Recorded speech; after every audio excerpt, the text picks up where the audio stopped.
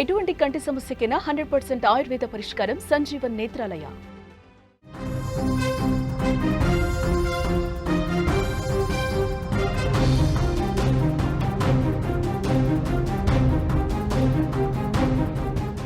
Breaking news చూస్తున్నా. పులివెందులలో ఉత్కంఠ కొనసాగుతోంది. జెడ్పీటీసీ ఎన్నికల పోలింగ్ ఒకవైపు కొనసాగుతోంది.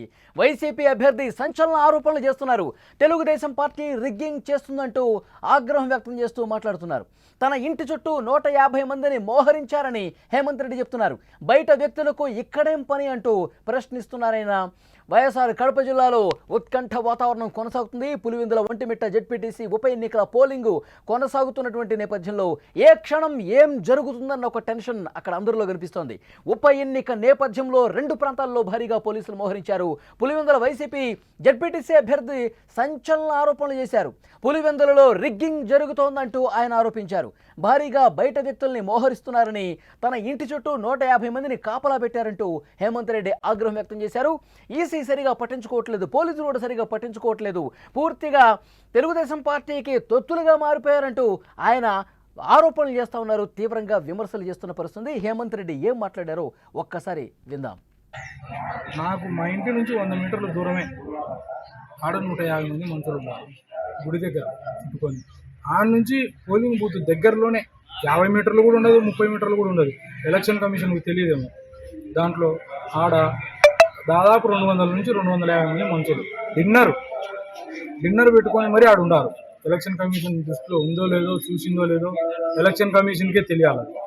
ఎలక్షన్ కమిషన్కు రూల్స్ ఉన్నాయో లేదో తెలియదు. అదే 144 సెక్షన్ అనేది అమలు అయి ఉంటుంది కదా మామూలు ఓట్లప్పుడు.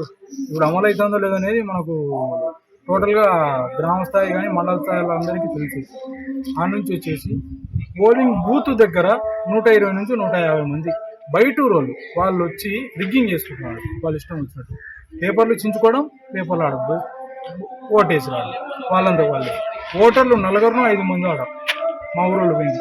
రిమైనింగ్ ఉండే 100 మంది 120 మంది వాళ్ళే రిగ్గింగ్ చేసుకుంటున్నారు. ఏం ప్రజాస్వామ్యంలో ఉన్నామా మనము, లేదంటే ఎక్కడ ఉన్నామా ఏమనేది ఏం అర్థం కాదు. ఇంత ఘోరంగా ఎన్నికలు నా జీవితంలో, నేను 26 ఏళ్ళు నా జీవితంలో ఎప్పుడే కనుకోలేను ఇంత ఘోరమైన ఎన్నికలు. మా ఆయన సర్పంచ్ చేసినాడు, జెడ్పీటీసీగా చేసినాడు, వార్డు మెంబర్లుగా నిలబడినారు. మా నాయన కాలంలో కానీ, నేను చేసిన కాలంలో కానీ, మేము ఉన్న కాలంలో కానీ ఇంతవరకు మేము జరిగిన ఎన్నికల్లో పులివెందులో జరిగిన ఎక్కడ జరిగినా ఇంతవరకు ఎప్పుడు జరగాలి. అది వైసీపీ పులివెందుల జెడ్పీటీసీ అభ్యర్థి హేమంత్ రెడ్డి సంచలన ఆరోపణలు చేస్తూ ఉన్నారు. నా జీవితంలో ఎప్పుడు చూడలేదని చెప్పి ఆయన ఆరోపణ చేస్తూ ఉన్నారు. ఈసీ పట్టించుకోవట్లేదని చెప్తా ఉన్నారు. రిగ్గింగ్ జరుగుతోందంటూ ఆరోపణలు చేస్తూ ఉన్నారు. నిజంగా వాస్తవ పరిస్థితి ఏంటో తెలుసుకునే ప్రయత్నం చేద్దాం. మా ప్రతినిధి సుదర్శన్ ఫోన్ లైన్లో అందుబాటులోకి వచ్చారు. అక్కడ పోలింగ్ జరుగుతున్నటువంటి ప్రదేశం నుంచి సిద్ధంగా ఉన్నారు. ఏం జరుగుతుంది సుదర్శన్ అక్కడ? అదే మనం ఇంతకుముందు లైవ్ లో కూడా ప్రస్తావించుకున్నాము. ఒక అభ్యర్థిని గృహ నిర్బంధం చేయడం కానీ, ఒక అభ్యర్థిని అరెస్ట్ చేయడం కానీ ఎన్నికల నిబంధనకు విరుద్ధం. ఇప్పుడు హేమంత్ రెడ్డి వాదిస్తున్నటువంటి తన ఆవేదన కూడా అదే. తాను జెడ్పీటీసీ అభ్యర్థిగా ఉన్నాను, కానీ తన సొంతూరులో 200కు పైగా ఓట్లు ఉంటే అందులో 150 మంది బయట వ్యక్తులే వచ్చి మా పోలింగ్ కేంద్రం పక్కనే నిల్చొని ఉన్నారు, పార్టీలు చేసుకుంటూ ఉన్నారు. కానీ వాళ్ళని ఎవరిని కూడా ఏమీ పోలీసులు డిస్టర్బ్ చేయట్లేదు. మా గ్రామంలో ఎవరు కూడా ఓటు వేయడానికి వెళ్ళలేని పరిస్థితి ఉంది. మా గ్రామంలో ఉండే ఓట్లన్నీ వాళ్ళే వేసేశారు. బయట వ్యక్తులు వచ్చి ఓట్లు వేస్తున్నారు. నా చుట్టూ నేను వెళ్ళి పరిశీలించుకోవడానికి కూడా అవకాశం లేకుండా నా ఇంటి చుట్టూ కూడా 100 మంది పోలీసులు ఉంచారు. కాబట్టి నేను కూడా నా ఓటు హక్కు వినియోగించుకోవట్లేదు అని కూడా అతను ఒక రకంగా వాళ్ళు ఓటుకు వెళ్ళడానికి కూడా ఆసక్తి చూపడం లేదు.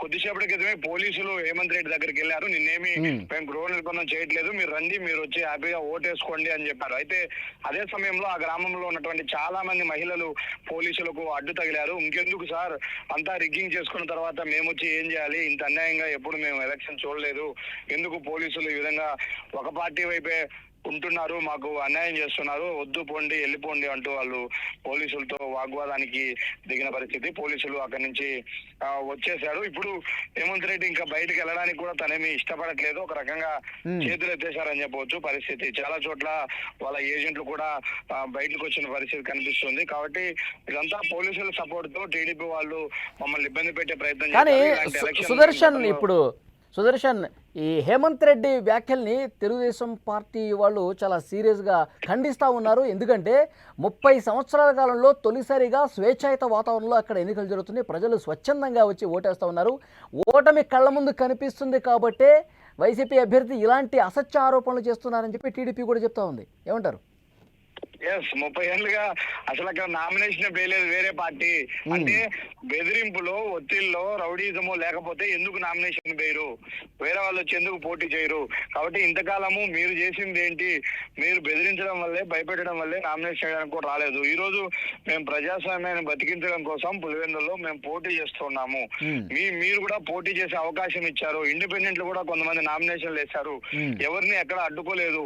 ఈ రోజు ఓటర్లను కూడా ఎక్కడ పోలీసులు కానీ ఇంకొకరు కానీ అడ్డుకుంటున్న పరిస్థితి లేదు. వాళ్ళు వెళ్ళి ప్రశాంతంగా వాళ్ళ ఓటును వినియోగించుకోవచ్చు. కేవలము అలజడి చేయాలని ప్రయత్నిస్తున్నటువంటి నాయకులు మాత్రమే పోలీసులు అదుపులోకి తీసుకున్నారు. అందులో వైసీపీ వాళ్ళు ఉన్నారు.